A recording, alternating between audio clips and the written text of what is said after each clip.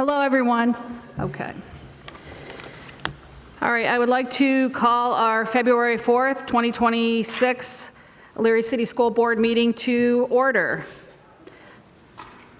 Please call the roll. Here.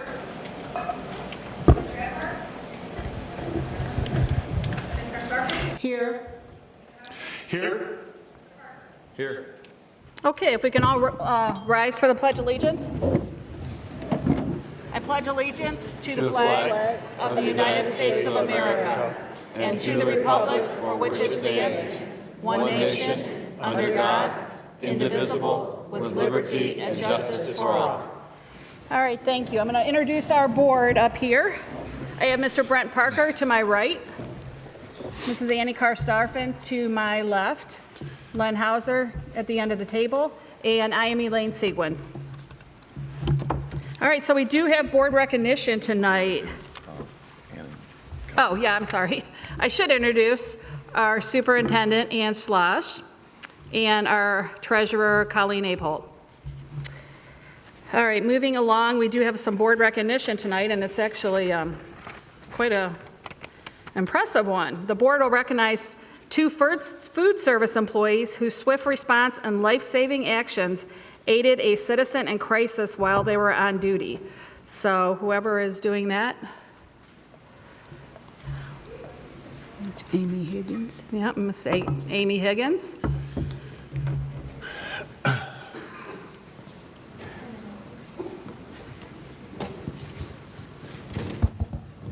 Okay, folks in the back, I think we need a mic setting up here on the superintendent and treasurer's table. Can you hear me? No. Okay, all right, we'll get that going. But good evening, members of the board and community. We'd like to take a moment to recognize an extraordinary act of service that took place at our campus during last week's bitter weather conditions. Our schools and everyone else's schools were closed multiple days last week due to frigid temperatures and sub-zero wind chills. Yet several of our food service employees came to work at Elyria High School to receive a food delivery. It was very early in the morning hours when they were there, among the coldest hours of the day, when they heard noises of distress in the distance. Rather than ignoring the situation or continuing with their duties, these employees chose to investigate. What they discovered was an individual in a critical state who had been exposed to the extreme cold for multiple hours. Wow. Without hesitating, they called for emergency medical services, and they provided care, keeping this person safe and warm until help arrived. Their quick thinking, courage, and compassion quite literally saved a life. It's our privilege tonight to formally recognize these outstanding employees. I would like to invite their supervisors, Lauren Smith and Brian Kokai, to join us on stage to introduce them to you and to present them with certificates and something else to recognize their heroism.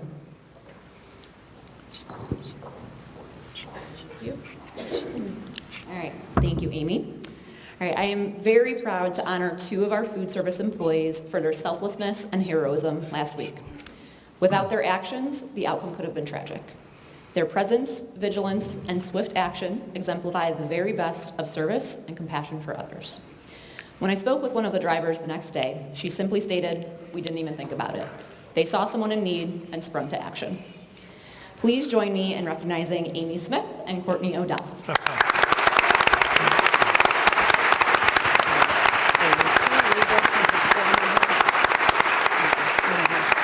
So in addition to their recognition here publicly at the meeting, Courtney and Amy will also be receiving the Elyria City School District Challenge Coins, which symbolize service and commitment and going above and beyond to help the citizen in need. So congratulations. If you can, the superintendent treasurer would like to shake your hand and then make your way over to the board.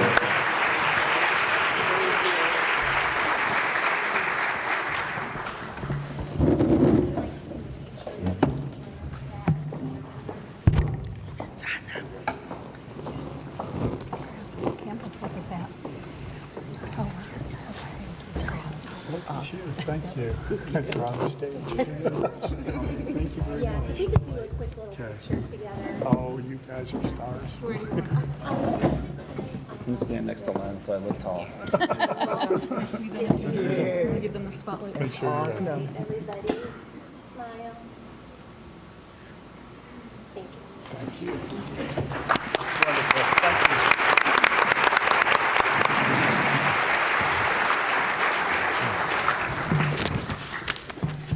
All right, thank you, Courtney and Amy. Moving along, we're at visitors' comments.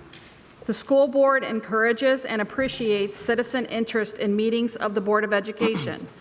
Normally, the board will meet twice during the month and will make accommodations to allow public participation. Persons wishing to address the board up to 5 minutes may place their name on a sign-in sheet at least 5 minutes prior to the start of the meeting, indicating the topic they wish to address, or make a written statement to the treasurer's office 1 week in advance of the board meeting to speak for up to 10 minutes. Each meeting participant will be invited to speak directly to the board so that their remarks may be clearly heard and questions may be asked. In order to assure that the board is able to conduct its business in an orderly and efficient manner and to complete its regular agenda, the public comment time period of the regular board meeting shall be limited to a total of 30 minutes. Okay, we have 2 individuals who signed up today. So, Linda, you're first. Would you like to approach the mic? And just tell us your name, address, and topic. Yes, my name is Linda Aguinyaga, Northwood Middle School teacher. President Seguin, members of the board, Superintendent Schloss, and Treasurer Aholt. Again, my name is Linda Aguinyaga, President of the Elyria Education Association, and I am here tonight on behalf of nearly 500 certified educators who serve the students and families of Elyria City Schools every single day. Since we last addressed this board, the financial reality facing our district has become even clearer and more alarming. The Treasurer's February 2026 financial forecast report confirms what educators have long known. Elyria City Schools is not facing this crisis because of irresponsible spending or poor decision-making. We are here because of a state funding system that continues to fail districts like ours. According to the forecast, Elyria is on a path towards severe deficit spending and a catastrophic cash shortfall. By fiscal year 2030, the district is projected to see a decline of more than $75 million in cash balance compared to fiscal year 2025, resulting in a negative $43.8 million. Days cash on hand are projected to fall into the negative by fiscal year 2029 and worsen significantly by fiscal year 2030. These are not abstract numbers. They represent a system being pushed past the breaking point. Most critically, the forecast makes clear that state funding is the biggest driver of this decline. While expenditures are projected to grow, largely due to unavoidable costs like employee benefits and purchased services, revenues are projected to decrease by more than 1% annually. State funding alone is expected to be more than $2.2 million less per year compared to historical averages. Even under the Fair School Funding Plan, the problem is undeniable. The calculated base cost to educate students in Elyria is approximately $44 million in fiscal year 2026, yet the state is projected to provide just over $24 million. The local share continues to increase, shifting more responsibility onto a community that has already been asked again and again to make up the difference. By fiscal year 2030, the local share is projected to exceed 55%. This is not fairness. This is abandonment. Tonight, as discussions continue about potential budget reductions, the Elyria Education Association must be absolutely clear. We do not want to see any position cuts, not one. Over half of the general fund is tied directly to personnel. Cuts in this area will land squarely on the classrooms, on class sizes, student supports, intervention services, mental health resources, and the adults our students rely on every day. Educators are already stretched thin, facing increasing student needs, escalating behavioral challenges, and expanding mandates with fewer resources. Cutting positions will not solve this crisis. It will deepen it and permanently damage the educational experience for Elyria's children.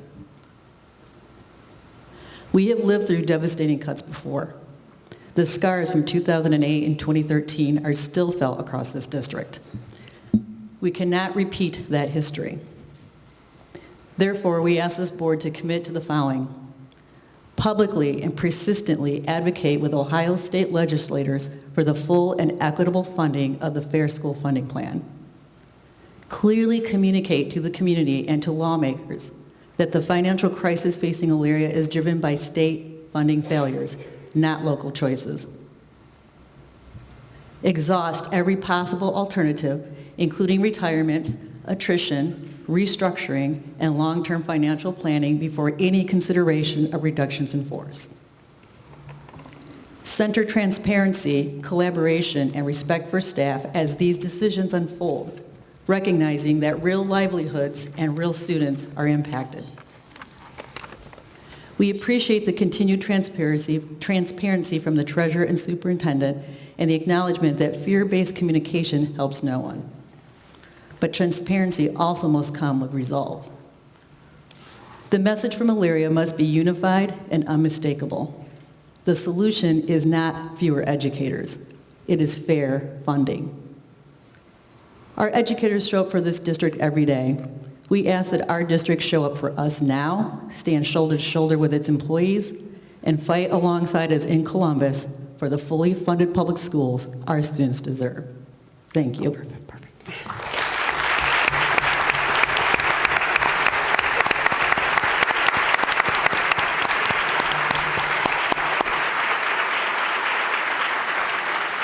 Okay, thank you, Linda. We have one more speaker that has signed up for 5 minutes. Melissa? Melissa Gorski? Yes, Okay. that's going to be a tough one to follow. Good job, thank you. My name is Melissa Gorski. I am an Elyria parent of 2 children, one in elementary, one in middle school. And if anyone knows me, I'd rather be up there singing to you all. Speaking is not my thing. I'm going to ask you all to please think a little more locally. Like she said, we can't lose our paras, our teachers. They're invaluable. So in October, I did a public records request into an after-school club that is at Ely Elementary School. I'm not sure if they're at any other schools. And the numbers and my mind just kind of wandered over the course of the last 5 years that we've been back open since COVID. This club operates 1 day a week. And my records request showed their contract for their use of our school, which our public schools are public property in that respect, and I inquired as to what schedule they are charged for the use of our schools, and I was told that they are a Schedule C, which according to our policy book says that Schedule C is a nonprofit Elyria-based youth organization partnered with Elyria Athletics with no revenue activity. This is not a group that partners with athletics, it's a nonprofit Bible club, which doesn't matter what the club is. I just wanted that. It wasn't clear to me why they are not Schedule B, an organization inside Elyria City School District boundaries, but has no affiliation with any activity that is supported by Elyria schools, is what I understood a Bible club to be, much like Girl Scouts and stuff like that. If I'm wrong, please correct me. So with that being said, the response from the email was the community group is classified as a Schedule C. They're not charged. This is common practice for all groups. I try very hard not to charge anyone engaged in nonprofit community-based activities. That's kind. That's appreciated, but they could be bringing in money to our schools for the use of our facilities. I also looked into their contract, which is the use of the school gymnasium, and I inquired as to why they were also allowed. This was before I knew that they weren't even being charged for the gymnasium. I inquired as to why they were allowed to use the cafeteria as well. That should have been on the contract. and I was told that activities should be confined to the areas that are being reserved, and reservations should be updated if the use is expanded. That said, we don't require every space to be reserved. For example, you don't have to reserve the door you use to enter the building. With that said, crunching numbers conservatively and not conservatively, for the past 5 years, this group has been in our school for 2.25 hours once a week. That is $258 for one time a week. If we go conservatively with 15 Tuesdays out of a school year, or if we go extravagantly and we go 20 minus all our snow days, right? That is $19,406 to $25,875 one school in the last 5 years, one group alone has lost. That's our paras. That's our help. I know it's a drop in the bucket to the millions you just referenced, but those are the small decisions we could be making for our teachers and our staff and our children. So I would encourage you to please look inward as well. Look inward where we can control things. This is a control. We can control this. Thank you for your time. Thank you. Thank you, Melissa. All right, moving along, board members, the meeting minutes have been posted. Do we have a motion to approve January 21st board minutes? So moved. Second. Madam Treasurer, do we have questions on them? No. Madam Treasurer, please call the roll. Mr. Parker? Aye. Ms. Karstoffen? Aye. Mr. Hauser? Aye. Mrs. Segwin? Aye. Motion carries. We have no Board of Education items at this point, but we do have some treasurer action items. Yes, thank you. We have one, to acknowledge and express the appreciation to the following gifts and donations. Thank you very much to Elyria Friends Church, United Way of Greater Lorain County, Mr. Dan Clark, and Community of Faith. Thank you for your donations. Okay, do we have a motion to approve the treasurer's action items? So moved. Second? Second. Any discussion or questions? No. Then, Madam Treasurer, please call the roll. Ms. Karstoffen? Aye. Mr. Hauser? Aye. Mr. Parker? Aye. Mrs. Segwin? Aye, motion carries. Treasurer other? No other, and I will wait for the report for the presentation. Okay. All right, moving along, superintendent action items. Thank you, Madam President. First of all, to approve the Elyria High School student fees for the 26-27 school year as detailed below. Also to approve the Lorain County Community College Credit Plus MOU for the 26-27 school year as detailed below. To declare the impracticality of providing transportation for the following students involved as listed below. To approve the MOU with Vision to Learn and Elyria City School District for the rest of the 25-26 school year, and that concludes my action items. All right, thank you. Do we have a motion to approve the superintendent's action items? So moved. Second. All right, any questions? If no questions, please call the roll. Mr. Hauser? Aye. Mr. Parker? Aye. Ms. Karstoffen? Aye. Mrs. Segwin? Aye, motion carries. All right, well, it looks like we have several personnel action items. That we do. First of all, to approve the appointment of the following classified staff as described below. To approve the unpaid leave of absence for the following classified staff. To approve the resignation of the following classified staff as listed below. To approve the following athletic supplemental contracts for the 25-26 school year as detailed below. Also to approve the retirement of the following classified administrative staff member, Mary Wright, who has been with the district for 28 years as the executive specialist to the superintendent, retired as of February 1st. And I can't say enough about Mary and what she has meant to the district, and we wish her well in retirement and thank her for the wonderful 28 years she dedicated to Elyria City Schools. And that concludes my personnel action items. Okay, thank you. Do we have a motion to approve the personnel action items? So moved. Do we have a second? Second. Madam Treasurer, please call the roll. Ms. Karstoffen? Aye. Mr. Parker? Aye. Mr. Hauser? Aye. Mrs. Segwin? Aye, motion carries. Do we have a superintendent report? I'm going to defer to the presentation tonight. Okay, all right, it looks like it is time for our presentation from our superintendent and our treasurer. Thank you, Mrs. Segwin. First of all, I'd like to thank both Linda and Skorsky for your comments. This is a very difficult time, and I'm going to start by reading something to you because I want to capture it all. So I apologize for reading to you.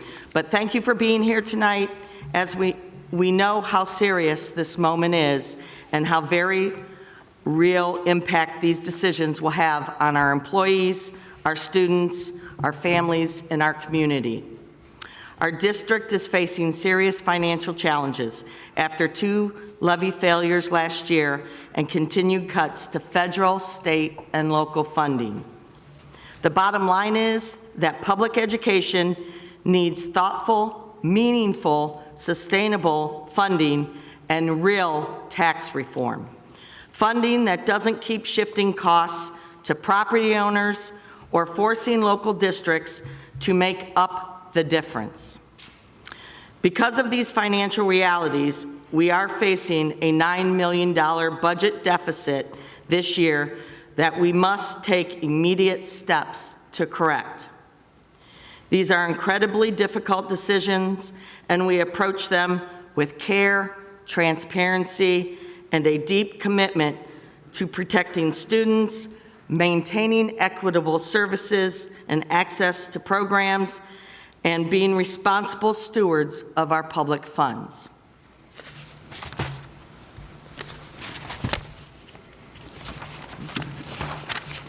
That's kind of an overview.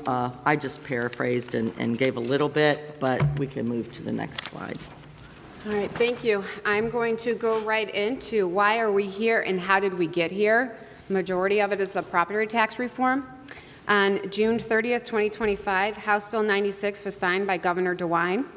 It included a provision that allowed the county commissioners to adopt a local property tax exemption that piggybacks on homestead exemption and related owner-occupied credit. In November 19th, 2025, the Ohio General Assembly passed 5 property tax bill reforms: House Bill 124, 129, 186, 309, and 335. Governor DeWine signed these December 19, 2025, and some of them started in effect this calendar year.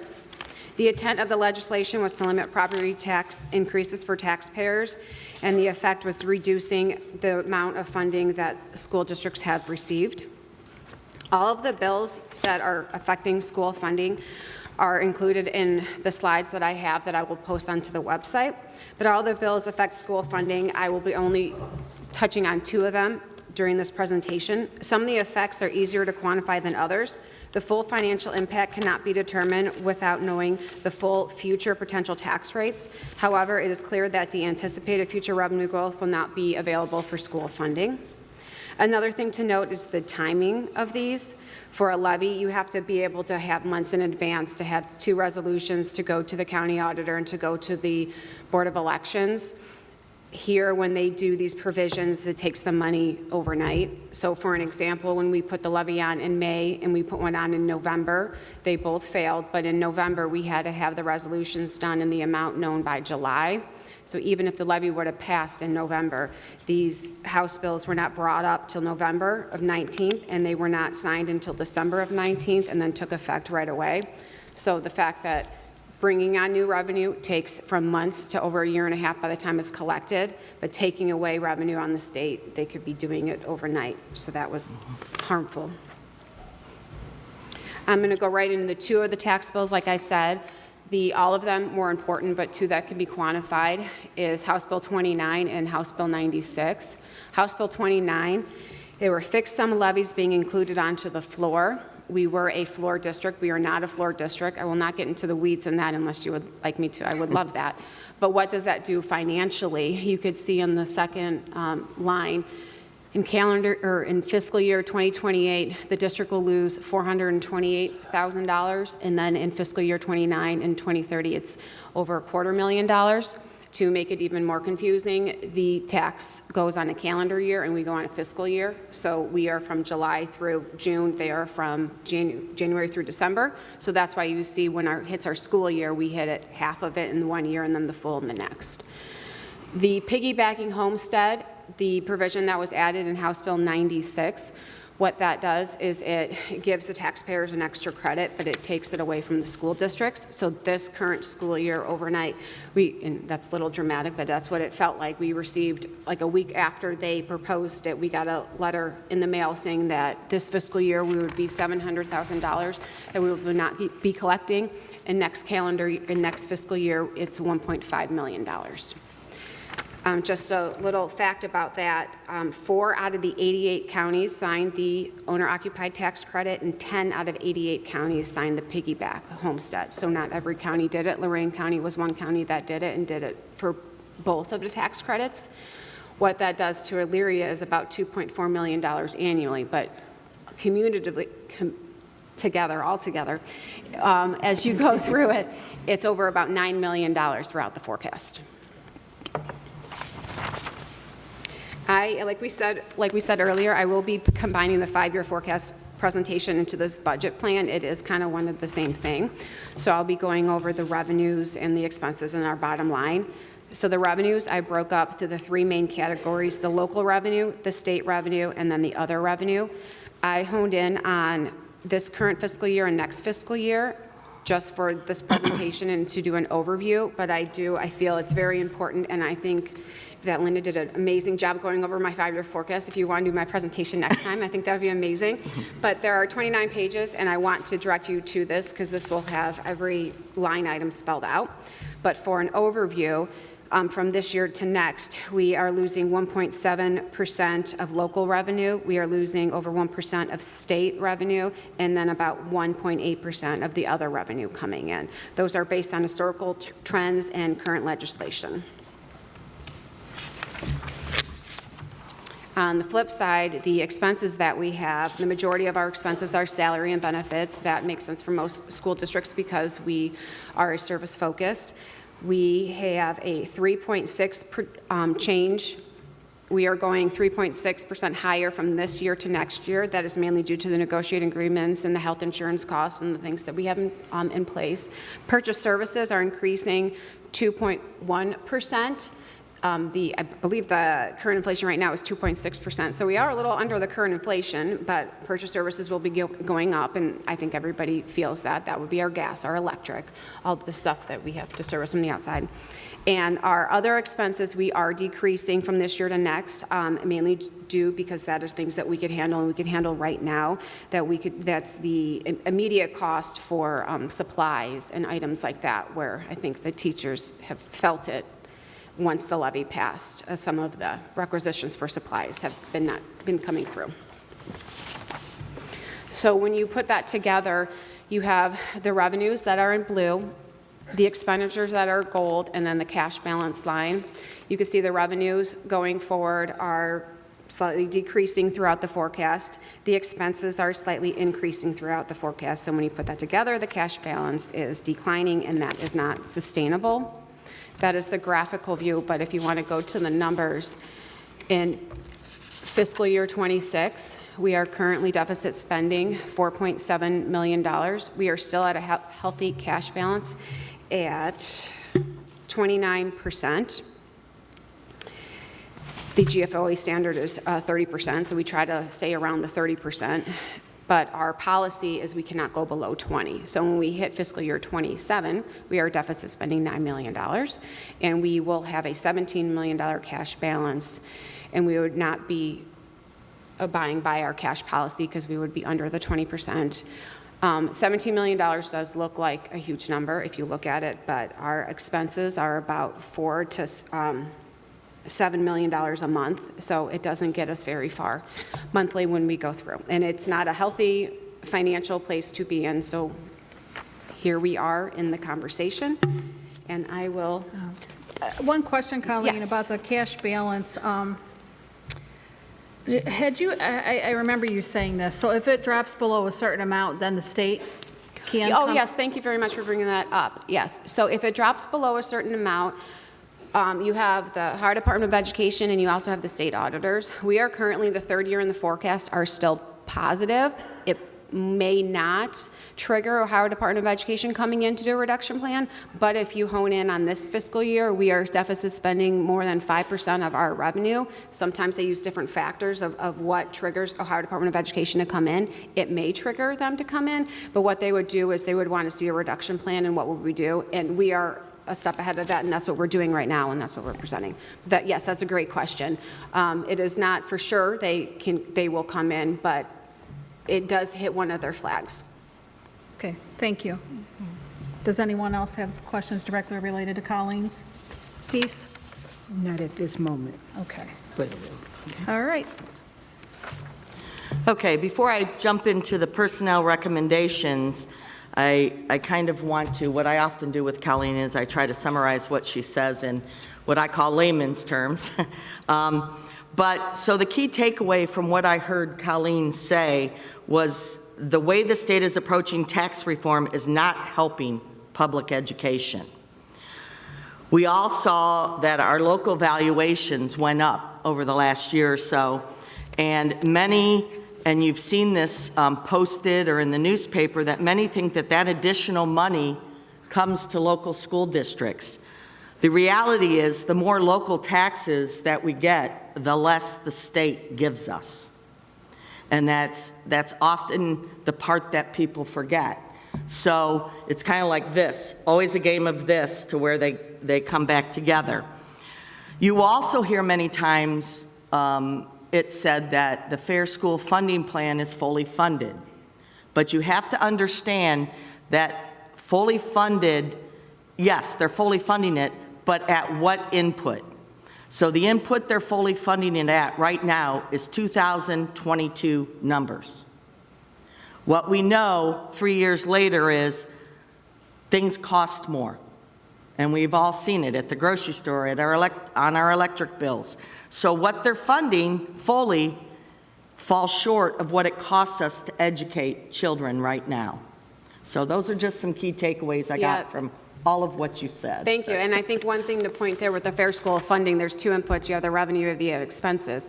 They updated the input for the revenue, so they took into effect the new updates for reappraisal, but they did not update the expense side. So they're still saying it costs this much to educate a student back in 2023, which we all know that 3 years earlier it was cheaper than items that are now. So not only did they not update the expense side, but they decided to update the other side, which is convoluted. Don't press that. Before we press the next button, I just want to say that the next slides are difficult. They're devastating, actually. I've been in this district, I always say 55 years, or, well, no, 54 years, because I've been here since I was 5. I've worked in this district over 34 years. And I've been through, as Linda spoke earlier, the 2008 and 2013 cuts.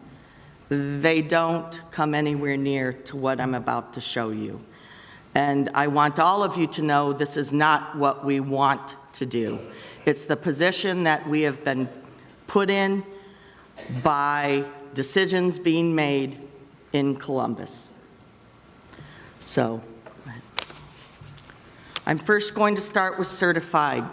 Certified are basically anyone that, a teacher, like a speech pathologist, a psychologist, school nurse, they're all part of the certified association. So you will see that we've put numbers next to all of these positions.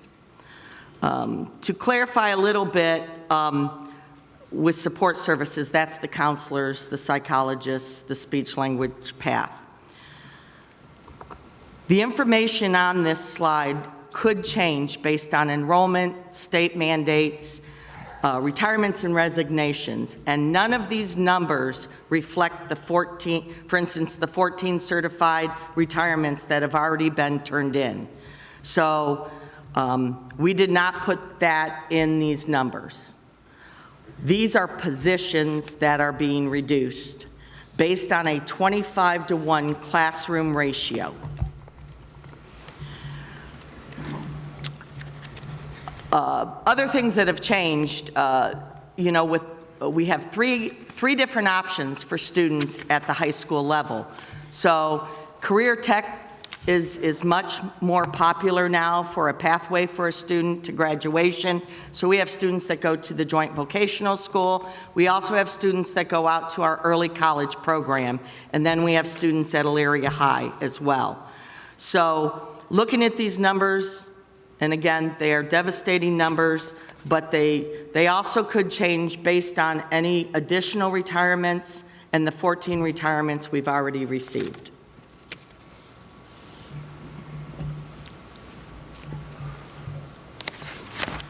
The next association is the classified, and many of the classified employees are hourly employees. So the easiest way for us to quantify the reductions was the number of hours. And as you'll see, it divided with maintenance, IT, information technology, and custodial, also paraprofessionals, safety associates, and receptionists. It's a reduction in the number of hours per day.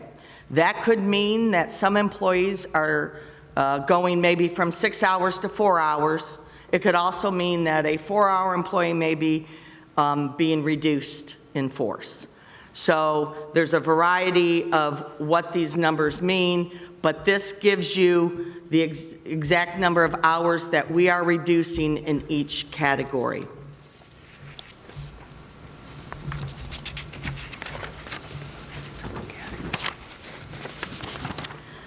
The next slide is administrative.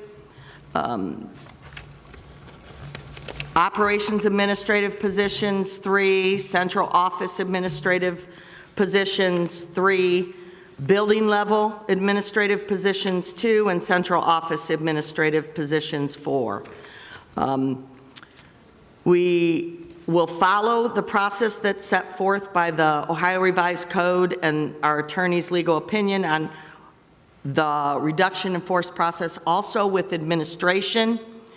I think it's important to mention we are always, in all 3 of these groups, we are always looking for ways to streamline and cut costs. This isn't new. We look at these cost reductions every single year, but with what's going on right now in public education, obviously, we had to look much more extensively. Excuse me. Due to the levy failures, basically. Yes. I do have a question Sure. for you, and I believe this is more for the treasurer. I just want to know for the personnel, have you factored in the implications of unemployment compensation? Can you talk a little bit about that? Yes, thank you. We have been talking to unemployment. They are aware of the situation, and then once we get final numbers and final people and names, that we will be contacting unemployment, and then we could get the full effect, and then I could let you know the full effect of the unemployment.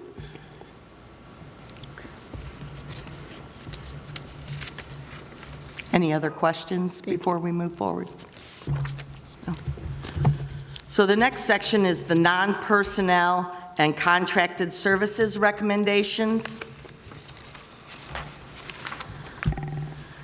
First of all, we looked at materials, instructional tools, and services that we use, and all of the staff use each and every day. And when we looked at this, we had to, there's no one saying that these aren't good tools, useful tools, and good for our students, but in looking at the fact that we have to cut $9 million, we had to look at everything. So as you see, some instructional software materials will be eliminated. We also will look at some of the other things we do in the curriculum, such as field trips, camp invention, reducing crossing guards contract. We have the early college program that we worked with our partner, Lorraine County Community College, in reworking how that is funded, and it helped out. We also will reduce our contracted services with outside entities. This could be any agency or group. We work with them and pay a contract to. That's also known as purchase services, contracted services, for some of you might. Also, we will probably limit most of our professional development that costs money to bring people in or send people. That will be just state mandated professional development.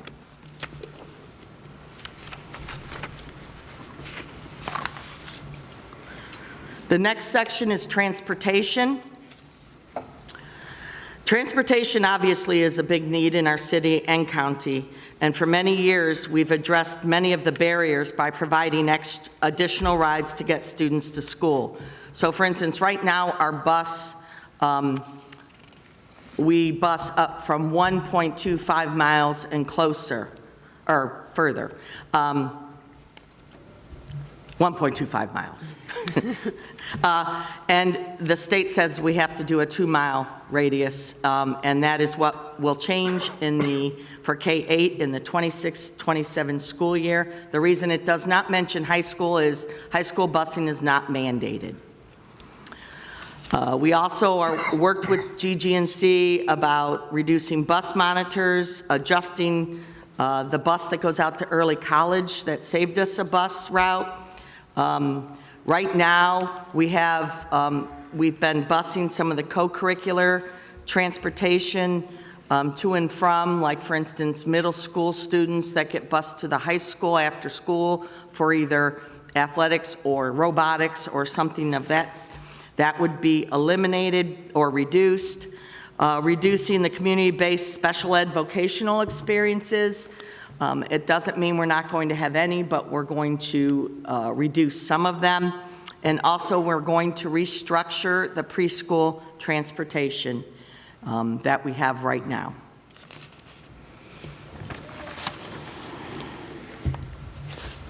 Supplemental recommendations. We went through all the supplementals, athletic and not athletic, and are going to reduce the number of some of those positions. Mostly the head coaching, but maybe the number of assistant coaches in a sport or the number of advisors in a club. And that has been looked at. And also, for obvious reasons of we probably won't have a whole lot of first-year teachers next year with reducing staff because of callback rights. We were able to look at a reduction in the RESA mentor program. Again, not taking them all away, but knowing that we won't need as many as we've had in previous years.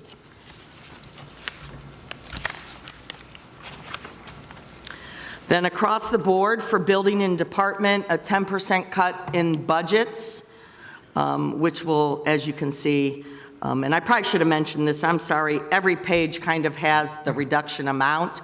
And I know we're going through this rather quickly, but this will be posted on the website so that you can look at it more extensively tomorrow. Now to kind of go over the big picture of what I just went through. This is the budget reduction summary page, and as you can see, we get to $9.025274 million, which a little bit over what we were given, but I feel like we've been somewhat conservative in our numbers and what we've reported. Someone had asked percentages as far as the cuts, and if you look at all certified staff positions, we have around 515 certified staff, and the cuts represented about 13.8%. If you looked at administrative staff positions, We have 57 administrators, and with the cuts, it was about 17.9%. It was hard to quantify with a percentage, the classified, because some are reducing hours and some are reducing positions, but at a later date, once we know what that looks like, we'll be able to generate a percentage, but there's more intricacies with the classified staff as far as the numbers and hours and everything. Back to me. Okay, so if this plan was adopted and start being implemented, the new 5-year forecast would look at fiscal year '27 with, instead of deficit spending over $9 million, it would be less than, it would be about $800,000. It would bring us back up to a cash balance of 30% with $26 million. We would still be deficit spending in fiscal year '28, about $6 million, and then we will still also be, our cash balance in '28 would be about 21%, so it necessarily won't trigger violating the cash balance, but it would be, in my opinion, triggering a conversation to see what we could do to move forward, because it would not be sustainable. In full transparency, the financial forecast that I am filing that will be asked to be approved, and that will be filing for Ohio Department of Education, would be the forecast that does not have the reductions in there. I don't feel that between the timeline of approving it and then implementing these things, that I feel like that needed to be done first before I could actually put it in the forecast. So the forecast will probably be refiled in May when some of this stuff has been implemented, assuming that it's been approved.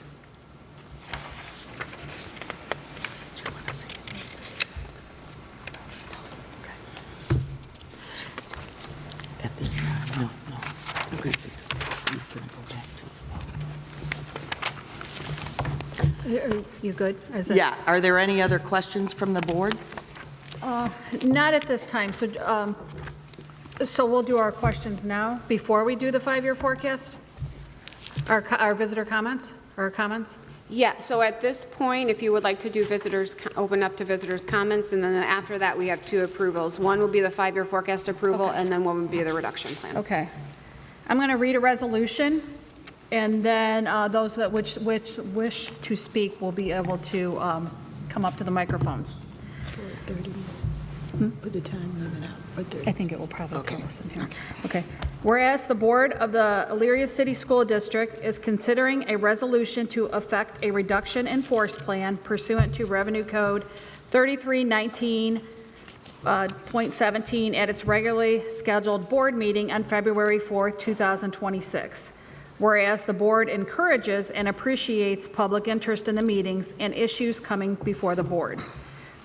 Be it resolved that in an effort to permit public participation in the decision-making process on the reduction in force plan, the board will permit additional public participation time for questions and comments relating solely to the reduction in force plan at the February 4th, 2026 meeting only. The additional public participation time shall be governed by terms and provisions, board policy BDDH modified as below. The total time limit for the additional public participation time shall be limited to 30 minutes. Members of the community wishing to comment or ask questions shall rise and stand before one of the 2 microphones set up for their use. The board shall call upon the first person standing before the microphone to speak, alternating between the 2 lines until the earlier of 1, no more public speakers being present, or 2, the total additional public participation time having expired, and each person shall be permitted to speak for a total of 3 minutes. Any member of the public who is not able to give their public comments as a result of the maximum public comment time being reached is invited to submit a request to speak at a subsequent regular board meeting pursuant to the standard provisions of policy BDDH. So, do I have a motion to approve the adoption of the modified public participation? So moved. Second. Madam Treasurer, please call the roll. Mr. Parker? Aye. Ms. Karstoffen? Aye. Mr. Hauser? Aye. Mrs. Segwin? Aye. Motion carries. So we can start our public participation. if we have anyone. Time starts now. Well, should we start it when someone comes up, or? Does anybody wish to speak for the? Madam President, can I make one more comment, please? Sure. I neglected to say this. I was asked this by someone earlier, like if we're going to find out tonight if our job is still there.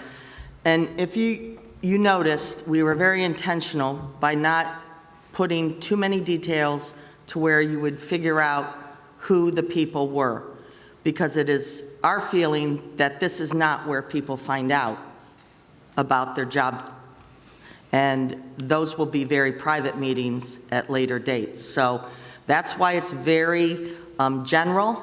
That was purposeful, but I wanted to make that comment because it was asked of me earlier. Okay. So we have nobody that wishes to speak? Okay, then we can move along. I think there's someone Oh, coming. okay. Someone's got to break the ice.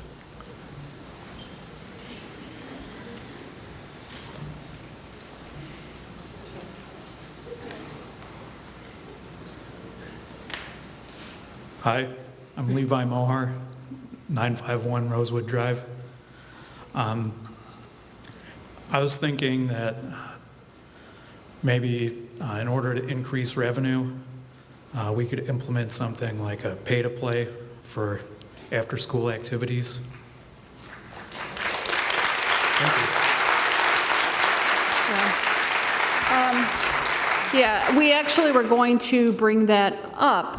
We had a question. Len was going to bring that up, so I don't know if you want to say anything at this point. Well, yeah, actually, it was just something we asked you to look into, not including it in our savings or adjusting the revenue of the district at this point, but just looking into it, you know, we came to the recognition that in our conference, for example, the Southwest Conference, all of the participating schools, with the exception of Elyria City Schools and I believe Olmsted Falls Schools, and I think they have some sort of special grant or funding program, but all of the schools but our district have some sort of pay to participate policy.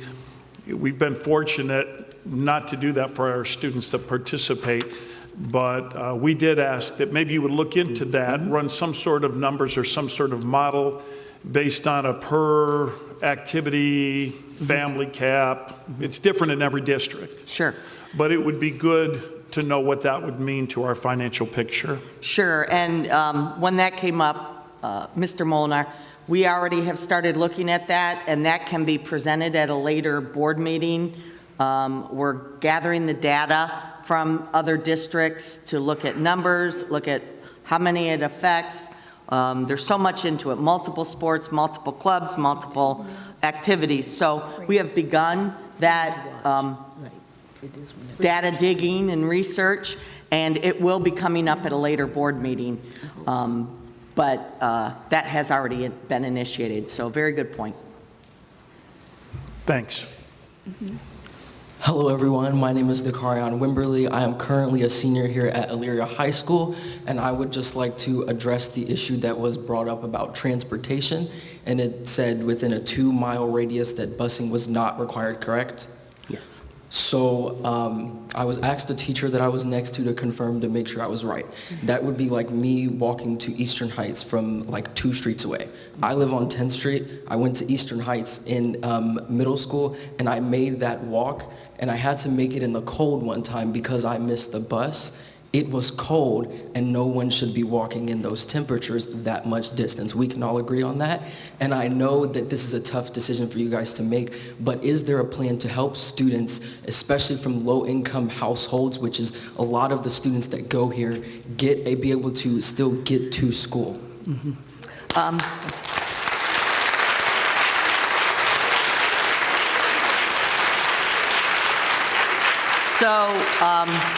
Obviously, it's not ideal, and that's why we had the 1.25-mile radius. We have recently met, our operations department and Mrs. Higgins and myself met with Lorraine County Transit. They're really trying to do some different things throughout the city that might help some very purposeful routes. I don't know how else to put this other than when we're making the cuts, we have to look at mandates from the state and everywhere else. None of this is what we want to do, okay? Again, I'm going to use that word devastating because I truly believe that's what it is. And there's no one that wants to have 5-year-olds walking 2 miles to school. At the end of the day, though, we keep getting cuts from the state, and the only way to make ends meet is to cut things throughout the district in our expenses. So what I'd like to say, Dakarian, is that let's go back to what people need, but unfortunately that doesn't seem to be important necessarily in how they factor in the House bills and taking money away. Thank you. Thank you.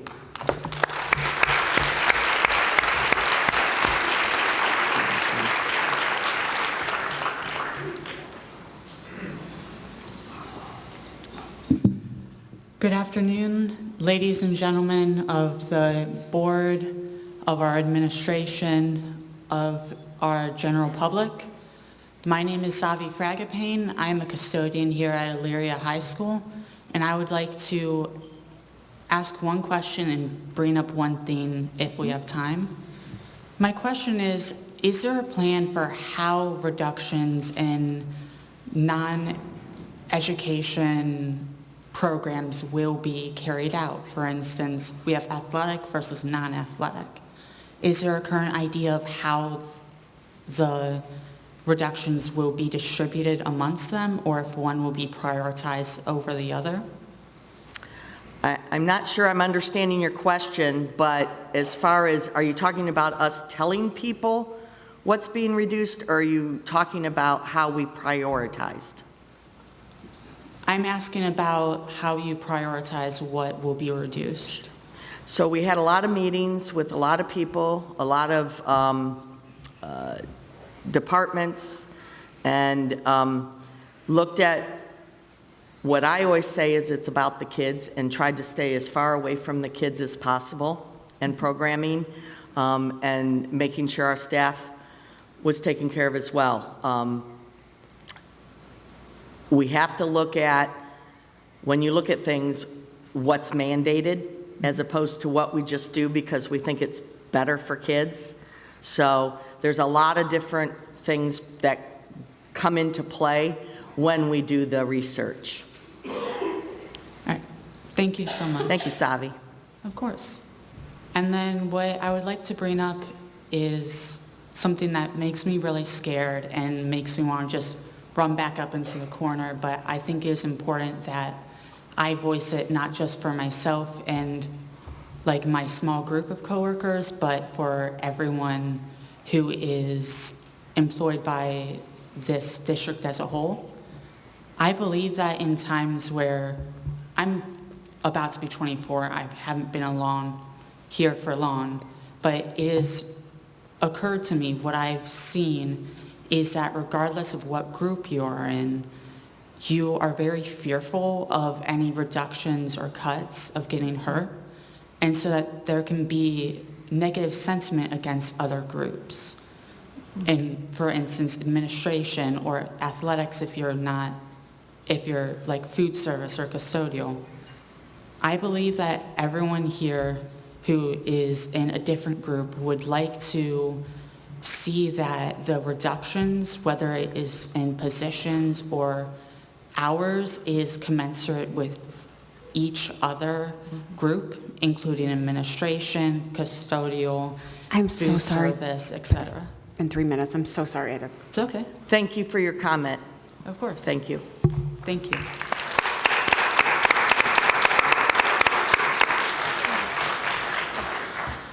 Hi, I'm Bree Combs. I'm a teacher at Ely Elementary.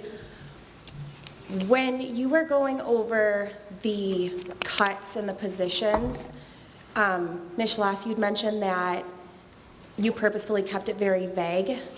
Has it already been decided who is getting cut? No. No, once the plan is approved, the work starts on the who. As you know, the collective bargaining agreements in both unions dictate how that process is. And I will tell you, and it was done this way previously, and Linda would say that, we invite your leadership in to see the process in place while we're doing it. We have not done any of that as of now because we wanted to wait until it was approved in case there were any changes. Okay, and when will we get those answers? So they're coming at different times. It is, if I'm remembering correctly, everyone that will be reduced or reduce hours or what have you, it will be before spring break. Okay, and, oh, I had another one, and she flew away. Oh, you said that when we find out, it'll be a very personal meeting, so I'm assuming it'll be our building principals having the talk with us? To who's staying, who's leaving? They will be there. There could be others there as well. I know, Linda, if I could speak for you, Linda's asked that a building rep or someone from the, as well as the ESS support staff, Jackie had asked the same thing. There will be several people there. There could be a central office person as well. But we're working together to find the best way to do it for each staff member. Okay, thank you. Thank you, Bree. Hi, I am Brooklyn Freeman. I am a alumni of Elyria High School. I graduated this past May, and now I am a instructional paraprofessional at Westwood Elementary School. I am also the volunteer middle school competition cheerleading coach, and we did just get 4th place at states this past month. And thank you. I was coming with a question because when I saw the plan for sports coaching salaries, nothing was said about head coaches, just removing assistants. But as I was looking at the actual salaries of our varsity head coaches who, sorry, I said that wrong. When I was looking at the varsity head coaches' salaries, they were extremely high compared to middle school salaries. And I was confused in why that is a thing because the workload is not much different, if at all. So coming from a position where I did it for free the whole season, I am just confused in why we are not taking a look at how much those coaches are actually making. There is a lot, and when we compare the results, it is just a little bit of confusion, and I'd love some clarity on that. So, Brooklyn, thank you. So, the first thing I have to say is supplementals are negotiated in the collective bargaining, and the rates were all negotiated items. That's not something that's just set by one group of people. It is a negotiation that happens. Secondly, if I said this, I apologize. Those positions represented the number of assistants they could have. I didn't say it was just assistants. That was an example, so I apologize if that was unclear. But understand too, we do have to follow the collective bargaining agreement on all of that. So Understood. Could you adjust that the next time that the position is released? You can absolutely talk to your membership or someone who brings that to the table for negotiations, absolutely. Okay, thank you.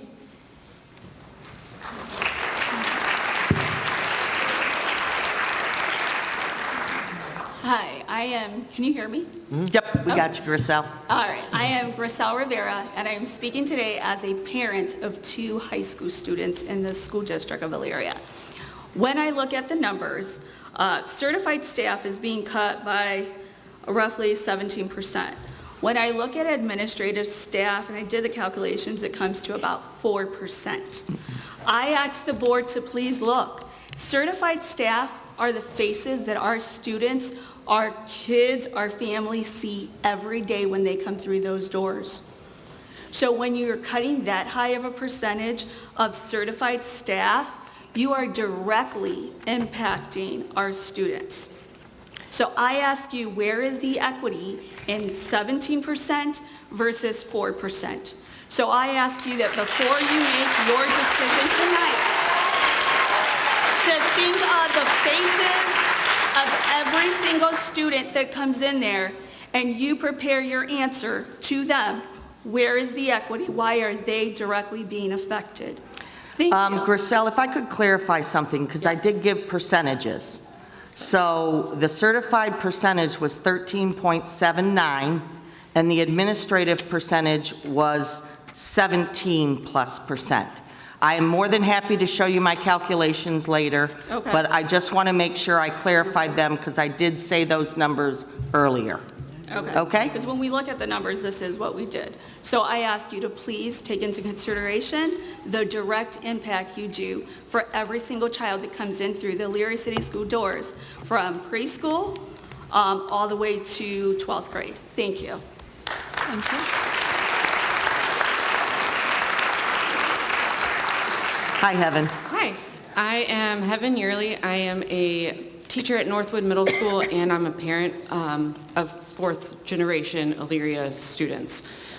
I'm coming to ask that in this presentation and afterwards you mentioned that pay to play wasn't into this yet and that could be looked at a later point, but my understanding is that you're voting on whether or not we're going to approve this tonight. So shouldn't we hold off the voting on this until we have all of the options, including those that are things like pay to play and the other options that we have before we start looking at reductions in staff? So we don't have to include it right now. We can vote on that at a later date, and it was something that came up. It wasn't in the initial plan as we were digging through and making recommendations, but it was something that was asked of us.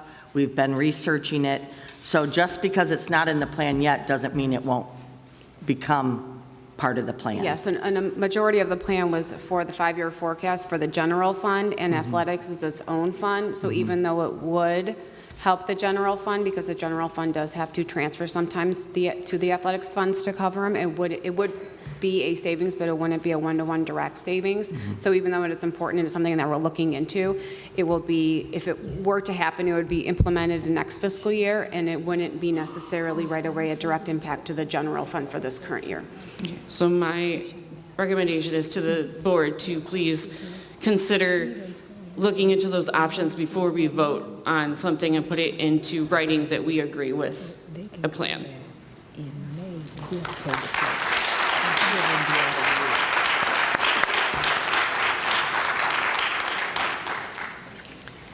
Hi, VK. Hi, my name is Michelle Vrooman-Kennett, and I'm stopping in as an advocate for extracurriculars that are off-site.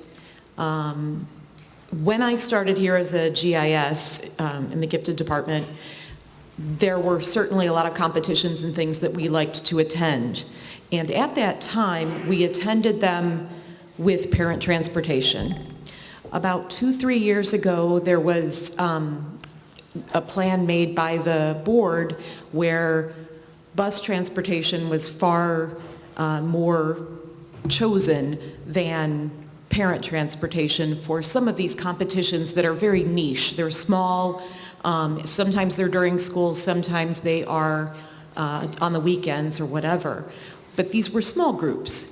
And so what I noticed is that as we would plan those activities which enrich the life of students who are maybe hopeful that they're going to go to Ivy League or that they're going to do something, at a very high level of their post-secondary education, I want to make sure that these kids have a chance to see the outside world. But what happened was when we were doing competitions, we were then told, now you have to take a bus. Well, that increased the cost of that activity dramatically. And it was something where we had to find money. And so there was always nervousness in trying to recruit kids to do this activity, because if we couldn't find the money for a bus, well, then we were stuck. The board, I believe, changed a rule, and it probably is related to a legal issue about safety. But what I would ask is, as you are looking at all of this, please make sure that you are not, as a board, creating a rule or a law or a plan that hamstrings us in terms of the ability to carpool or do what we need to do to get kids to where they need to go. Thank you. VK, just so you know, that is, a lot of that's dictated by insurance. So.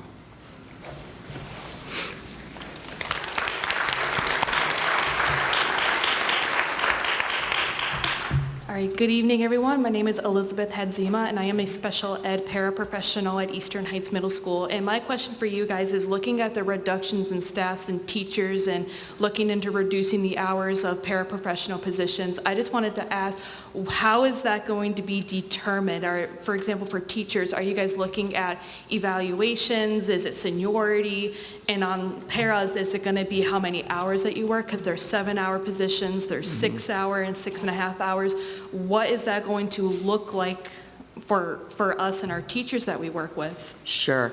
And as you said, you're a special ed paraprofessional, so a lot of the positions there are dictated by IEPs and things that have to be in place. As far as others, we have to follow the contract, the negotiated contract. So that is how we determine. Okay, thank you.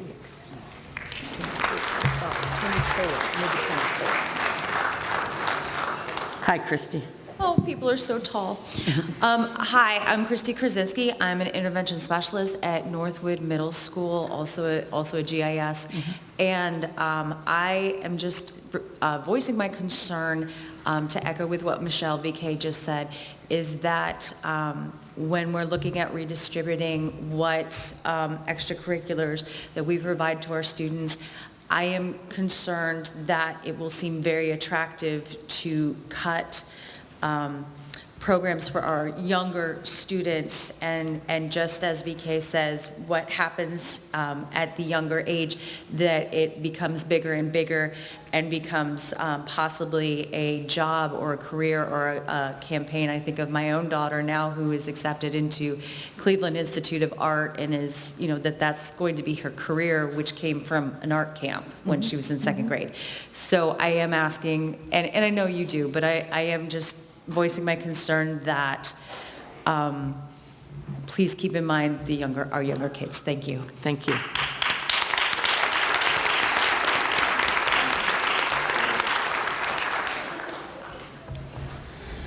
I have a comment that this would probably be the time to ask it, or just comment on it, as a follow-up to Melissa Gorski's when she talked about the facility uses. You and I have spoke about this recently, and I think it's great for the public to use our facilities, but I don't think it should cost the school money, whereas even if it's electricity or janitors, or, I know people have to be in the building. So I do think that, and maybe we do, and I'm not aware of it, I think we need to establish more policy around that and make sure that we understand what that is. So when people are coming to the board to use the facilities, whether we need to charge them, or it shouldn't cost us anything. I will make sure Mr. Kokai puts a packet together so you can see what we have now and how it's determined, and if there's any changes the board would like to make. Okay, thank you. Okay. One more. Is this the last one? This One might more? be the last. Sorry, I didn't know if I jumped in front of you. No, I jumped, but you're already talking. Okay. We still have time. All right, so I'm Scott Wallace. I have a daughter, special needs daughter, and she goes to Murray Ridge. And I'm not sure exactly, I missed a few things at the beginning and throughout this, but she requires an aid all day long. And with some of these things that are being, taken away or being voted on to take away, I'm just wondering how that's going to affect my daughter because she needs it 100% daily. Sure. And she has nurses and she has speech therapists and physical therapists there. So I'm just wondering how that's going to affect her. So I assume that's all part of her education plan? Yep, our IEP. So by law, we have to follow that. Okay, perfect. Okay? So I think if you get in touch with, right next to you is Mrs. Blatt and Mrs. Bodnar, they will probably echo what I just said, but we have to follow mandates, so. Okay, thank you. Thank you.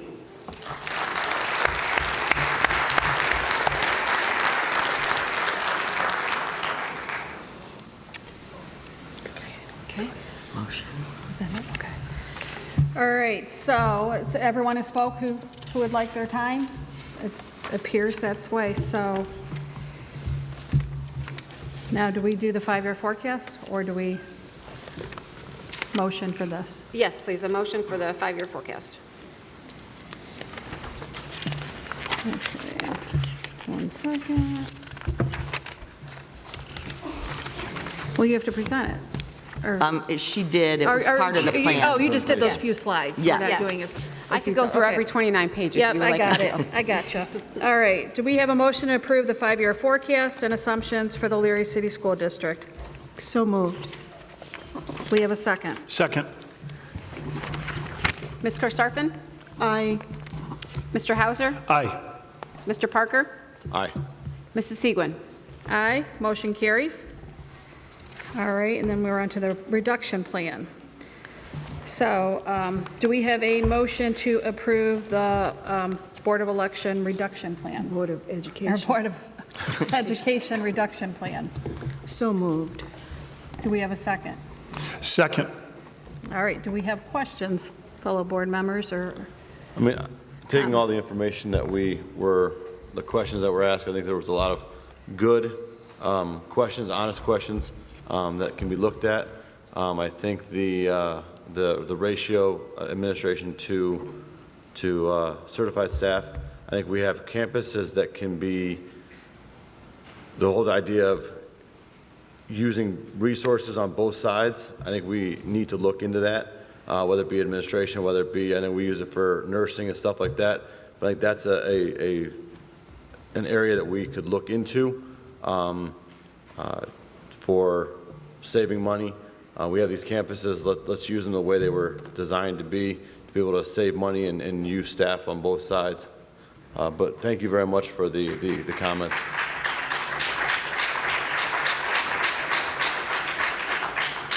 Any comments or questions? No, I do want to say that I appreciate the treasurer and the superintendent's clear communication with me as a board member and with the board. It's been very difficult. I know we came back to you with a lot of questions, needing a lot of information, very difficult decisions. Your communication has been really good, and I appreciate that because it's very, very difficult. Thank you. Very difficult, so I appreciate that. We have a wonderful community. Of course, my kids all went to Elyria City Schools. Our community has always gone above and beyond when it comes to supporting the schools. We had a tough time with these last couple of levies for various reasons, but I hope that we can continue to work together as administration, amazing teaching staff, and a community to go forward despite what challenges we seem to get thrown our way from whatever's happening with the legislature in Columbus. This is our hometown, so I hope we can all work together on it. I just want to say that we all understand that this is a very difficult situation, but I do want to thank all of the employees, the staff, the administration. I think you all are doing a marvelous job. I couldn't commend you any more, and our superintendent and our treasurer and our board. I think we all work well together, and I think our students profit the most. And I have students, grandchildren in this district. I wouldn't want them to be anywhere but here. My students, my 2 children went through this district, and they're doing very well. I love it here, and that's why I'm sitting where I'm sitting right now. And I think you're doing a great job, everyone. Amen. Thank you. Great job, Annie. Yes, and thank you to everybody that came today, and all teachers, administrators, classified, certified staff. Thank you, but thank you to superintendent and treasurer. Like Len said, I know that you guys have worked really hard on this plan. You considered everything, all the steps necessary to unfortunately come or arrive at a dollar amount that you needed to arrive at. What I'm hoping is that the community realizes how hard these reductions were to make, and that they're on board and will back us to know that our district is really acting responsibly by doing this. So. Got the motions, now you need to roll call. So. Roll call? No, nothing else? Okay. Roll call. Ms. Karstarfin? Aye. Mr. Hauser? Aye. Mr. Parker? Nay. Mrs. Seek?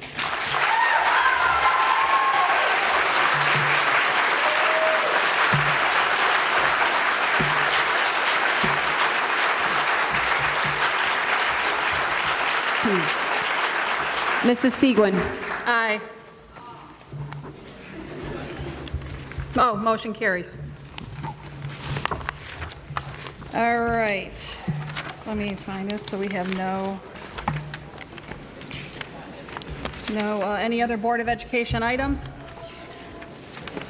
No. If none, then we will adjourn. Do I have a motion to adjourn? So moved. Do I have a second? All right. Ms. Karstarfin? Please call the roll. Ms. Karstarfin? Aye. Mr. Hauser? Aye. Mr. Parker? Aye. Mrs. Seguin? Aye, motion carries. Thank you, everybody. Thank you.